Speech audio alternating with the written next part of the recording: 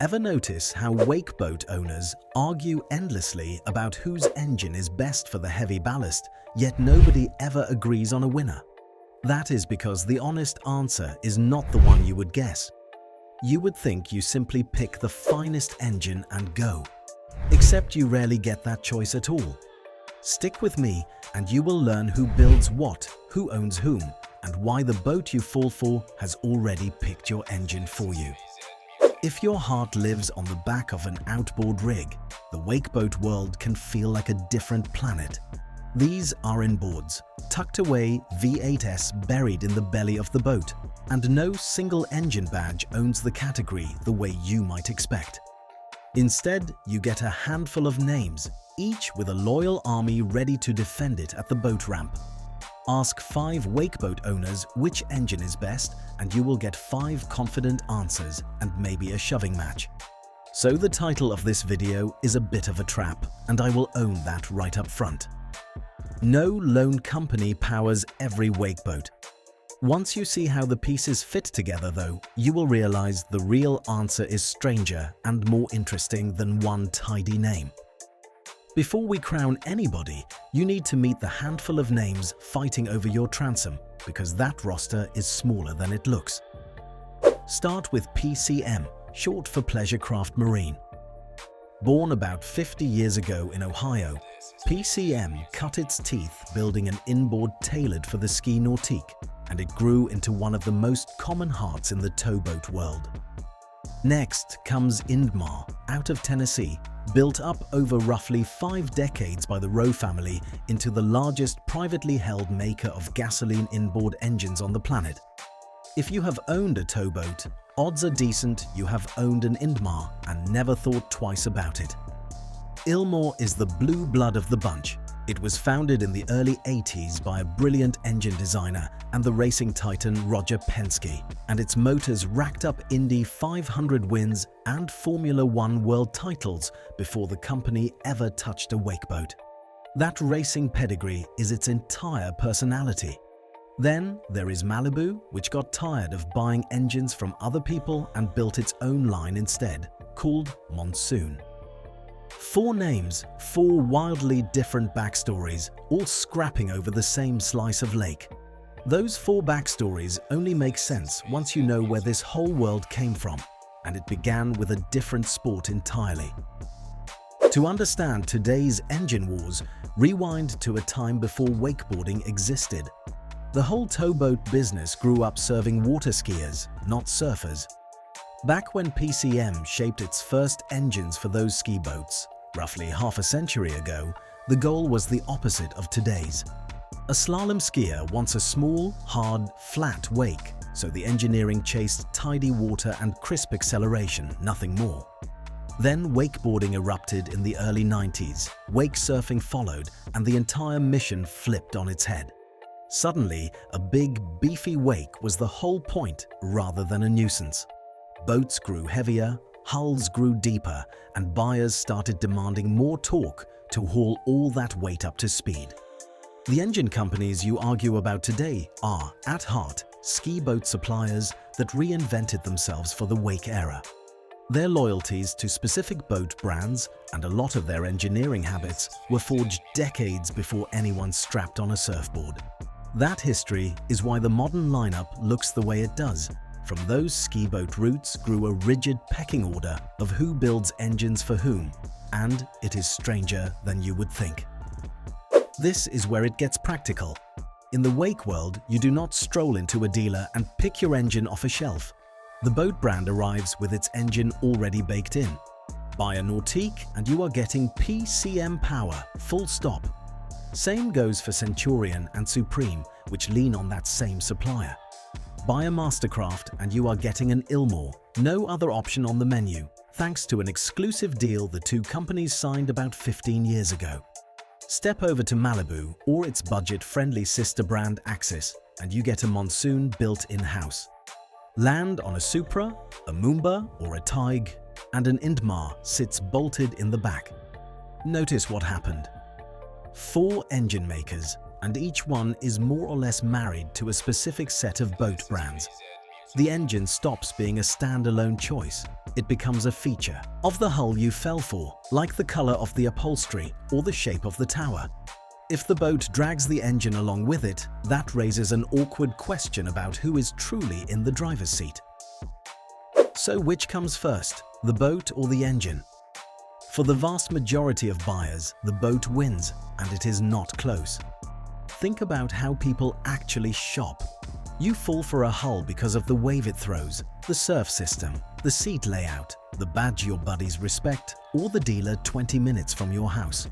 The engine under the sun pad is an afterthought, and by the time you think about it, the decision has already been made for you. That is a strange contrast with the outboard world you might know, where you can hang almost any brand of motor on almost any transom and mix and match to your heart's content. Wake boats refuse to work that way. The powertrain is fused to the brand's identity. Does that mean you get no say at all? Not quite. Within a brand, you often choose between a milder engine and a hotter one, naturally aspirated or supercharged, and that choice shapes how the boat behaves loaded down with ballast and friends. But who made that engine was settled the moment you picked the logo on the bow. There is an upside to this arrangement, and it is a big one. Because each builder leans on a single engine partner, the two can tune the hull, the ballast, the transmission, and the motor to behave as one system. You lose the freedom to mix and match, and you gain a package engineered to play nicely together. None of that explains a secret hiding under every one of these engine covers, a secret the marketing departments would rather you skip. Now for the part almost nobody at the dealership leads with. Lift the lid on a PCM, an Indmar, an Ilmor, and a Monsoon, and you keep bumping into the same two letters, G and M General Motors. Nearly all of these premium wake engines are built on General Motors' small block V8 architecture, the same family of truck and Corvette engines you would recognize from the car world. The engine companies do not forge these blocks from scratch. They take a proven GM power plant and marinize it, adding the parts that let it survive on the water, then stamp their own name on the cover. It gets richer at the top of the range. The most powerful wake engines from 3 different companies, the Ilmor Supercharged 6.2, the Supercharged PCM Z08, and the Malibu Monsoon LT4, all trace back to the same blown GM 6.2. The supercharged motor you would find in a Corvette Z06. 3 fierce rivals, 1 shared heart. Which brings us to the horsepower bragging wars. Every brand loves to shout that its engine makes the most power and torque in the business. The trouble is that independent emissions testing has repeatedly shown the marketing figures running rosier than the tested ones. So when 2 brands both claim to build the most powerful tow engine ever made, take a breath, because they are often quarreling over roughly the same block wearing different paint. If they are all sipping from the same GM well, the fight moves to the boardroom, and that story is wilder than the engines. Here is the twist that reframes the whole question. 2 of the big engine names are owned by the same company, and it is probably not the name you would expect. CorrectCraft, the parent company behind Nautique, spent the last decade steadily buying up engine builders. About 10 years back, it purchased PCM, the supplier it already leaned on. Then, a few years ago, it stunned the industry by buying Indmar too, the same company that powers rival brands like Supra, Moomba, and Tig. Both now sit under a CorrectCraft arm called Liberty Technologies, right beside a transmission maker. So when Supra owners and Nautique owners trade insults over whose motor reigns supreme, there is a decent chance the money ultimately flows to the same headquarters. That does not make the engines identical, and Indmar was promised it could keep running as its own brand with its own team. It does mean the wake engine world is far more consolidated than the badge wars would suggest. The missing winner. So if you truly insist on an answer to who powers wake boats, you have 2 honest ones. Under the hood, it is largely General Motors. In the boardroom, one Florida company now controls a startling share of the engines churning across America's lakes. Neither answer fits on a bumper sticker, which is why the title was a little bit of bait. With the ownership riddle solved, we can get back to the boat itself, starting with why the engine sits in such a strange spot. Climb into a modern wake boat and the engine is not up front or in the middle. It sits right at the back, bolted in backward, driving the prop through an angled gearbox called a V-drive. That oddball layout has a solid reason behind it. Wake and surf boats live and die by the size and shape of their wake, and the easiest way to build a bigger, taller wave is to pile weight toward the stern, so the back of the hull squats down and shoves water. Parking a few £100 of engine at the transom does precisely that before you add a single drop of ballast. The older ski boats did it differently. Slalom skiing rewards a small, clean, flat wake, so those direct drive boats put the engine dead center, which keeps the hull balanced and the wash tidy. Same basic V8, opposite goal. The V-drive layout throws in a bonus too. Shoving the engine aft opens up a huge, flat cockpit and a walk-through interior, which is why these boats feel like floating living rooms. The trade-offs are a slightly worse ski wake and a motor crammed into a tight, awkward corner, a compromise that matters more than it sounds. That layout settles where the engine sits, but a bigger question decides what actually goes inside it, starting with the fuel. Here, let me tackle a question the bigger boat crowd always asks. Where are the diesels? In cruisers, sport fishers, and commercial hulls, diesel is everywhere. In wake boats, it is close to non-existent, and that is by design. Wake boats are trailerable day boats that live around 3,500 revolutions per minute, snapping a heavy load up onto plane over and over. Gasoline 5.8s are lighter, cheaper, and rev freely into that sweet spot, which is precisely what a strong hole shot demands. A diesel's strengths, long range, brawny low-end torque, and the ability to grind out thousands of hours mostly go to waste on a lake where the boat rarely runs an hour at a stretch. A diesel also drags along weight and cost a towboat does not want. Sure, that extra stern weight might help the wave, but you can add cheap water ballast for a fraction of the price and none of the headache. So the tow world stays loyal to gasoline, while diesel keeps ruling the boats that actually cover distance.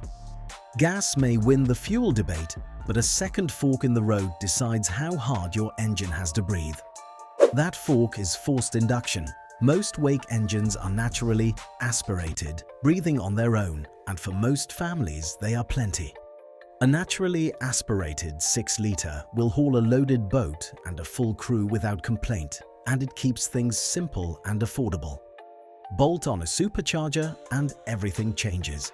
Those blown flagships we mentioned make north of 600 horsepower, and they exist for a particular kind of buyer, the one running maximum ballast and chasing the biggest possible surf wave, often with a packed boat.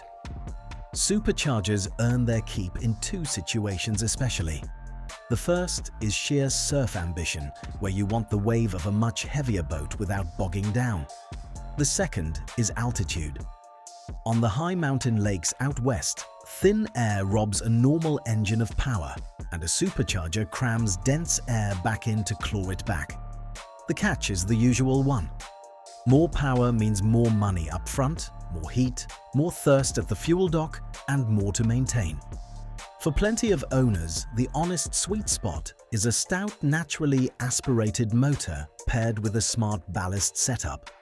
Blown or not though, none of it matters until a plain car engine survives an environment it was never built for. So if GM builds the block, what are PCM, Indmar, and the rest actually selling you? The answer is marinizing, and it is harder than it sounds. You cannot simply drop a truck engine into a boat and go. A marine engine breathes in a wet, corrosive, fume-filled box that would kill a car motor in a season. The engine makers rebuild it for that world. They add water-cooled exhaust manifolds and risers that inject cooling water and keep searing heat away from a fiberglass hull. They fit corrosion-resistant parts and seal the electrical system so a stray spark cannot light off fuel vapor in the bilge, which is a real safety matter on the water. They also engineer the fuel system, the cooling circuit, and the marriage between engine and V-drive transmission so the whole package behaves. Companies like PCM even hold patents on their exhaust and fuel systems because this conversion is where the true know-how lives. That is the punchline nobody puts on a brochure. The block might be a shared GM part, but the marinizing is the craft, and it is what you are really paying for. Get that conversion right and the engine runs for years, which is why the warranty paperwork tells you more than any horsepower chart. If badges are mostly marketing, warranties are where the makers put real money behind their confidence, so they are worth a look. Coverage in this world has historically ranged from roughly 5 years and a few hundred hours on the short end, up to about 7 years and 1,000 hours on the generous end, depending on the brand and the engine. Those numbers are a tell. A company willing to cover 1,000 hours is betting hard on its own durability and buyer's notice. MasterCraft, for one, has claimed that switching to Ilmor slashed its engine warranty claims dramatically, the kind of stat that sells a lot of boats without a single billboard. Technology feeds into it too. The move to direct fuel injection, which PCM brought to tow, boats first alongside GM, sharpened both efficiency and reliability across the segment. Even so, a warranty only pays off if you hold up your end, with regular service and, above all, disciplined flushing. Warranties assume you treat the engine kindly, and nothing tests that promise like a season spent in salt water. Here is the thing that slowly wrecks wake boats. Almost all of them are raw water cooled, meaning they suck lake water straight through the engine and spit it back out. It is simple, light and cheap, and on a freshwater lake it works beautifully for years. Drop that same setup into salt water and the clock starts ticking. Salt chews through cast iron and aluminum, attacking the manifolds and risers from the inside, and those parts can need replacing far sooner than you would like, to the tune of thousands of dollars. Run in salt, and you are committed to flushing the engine with fresh water after every single outing, no exceptions. A better mousetrap exists, called closed cooling, which seals coolant inside the engine like a car radiator and keeps salt away from the block. Some premium engines offer it, and in salt water it is all but mandatory. Then there is access. Because that engine is wedged into the back corner, changing an impeller, a belt, or the oil can turn into a knuckle-busting, seat-removing ordeal, and mechanics bill accordingly. These boats reward owners who baby them and punish the ones who forget. After all the badges, blocks, and boardroom drama, one honest question remains, the one the title has been dodging this whole time. So, who actually wins?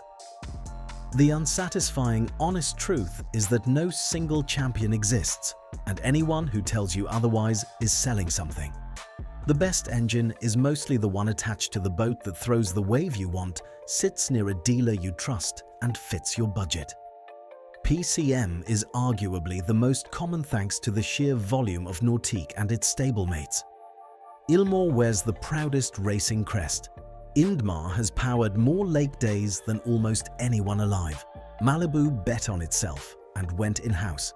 Any one of them can be the right answer for the right buyer, but if you want the sneaky, real reply to the question on the thumbnail, here it is. Peek beneath the valve covers, and the common thread is General Motors. Trace the paperwork, and a single Florida outfit bankrolls a huge slice of the fleet. The badge itself turns out to be the smallest part of the story. Outro. If this kind of teardown is your thing, inside the Viking factory. How America Built the Boats of American Dreams explores another famous nameplate. So the next time somebody swears their brand builds the only engine worth owning, you will know the fuller picture. Either way, the engine hiding under that sun pad carries a far bigger story than the sticker suggests, and now you are in on it.